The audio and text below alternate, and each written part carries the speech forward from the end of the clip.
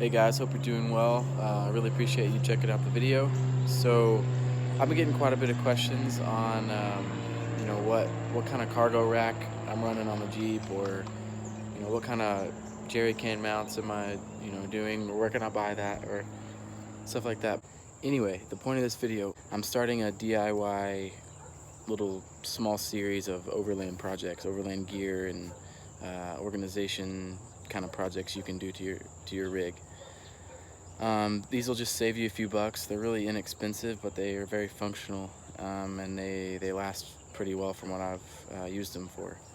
So this first video is going to be for my rear cargo rack that I've made. Honestly, I spent about 60 bucks, 75 bucks, less than 100 bucks or whatever on this project, and it's awesome. It's held up great.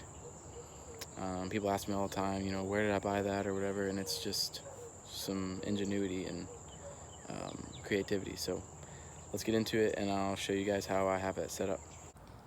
Alright guys, so here is the cargo rack. So what this is actually is I'll throw up a picture real quick. It's a hitch mounted cargo rack from Quadratech. So basically all I did was modify this a little bit. You can see right in here, I just bolted itself together instead of put the main hitch in between here. So normally the tongue for the receiver is in between these two pieces. So what I did is I just left that piece out and I bolted these two together and got some smaller bolts so that it would work. Hopefully that makes sense, but basically it just shortened the whole thing a little bit. So as a result, I had to drill two little holes here and make this piece fit. That covers just the basket, and you can see it. I didn't alter anything else. I just did those two little things.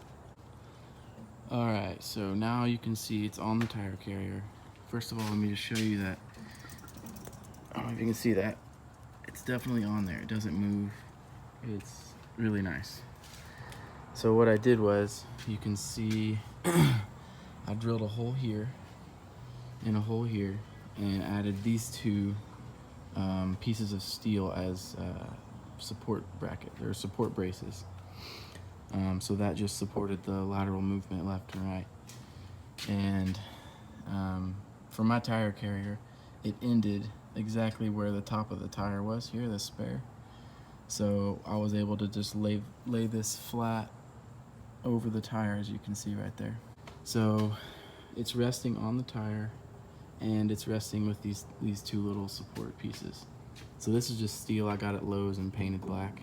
This here is just a couple U-bolts, stainless steel. Just drilled a few holes in here and clamped it onto place here, so it is not moving anywhere.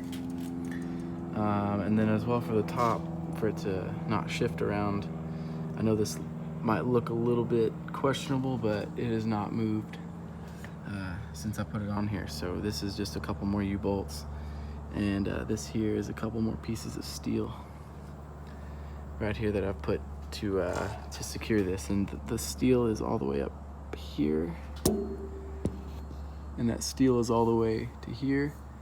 Bolt goes through here to the other piece of steel through the U-bolts, so that just keeps it really secure without having to do any crazy drilling or anything. This, for the most part, will fit on a universal tire carrier. I mean, it should work as long as your tire is decently high and everything.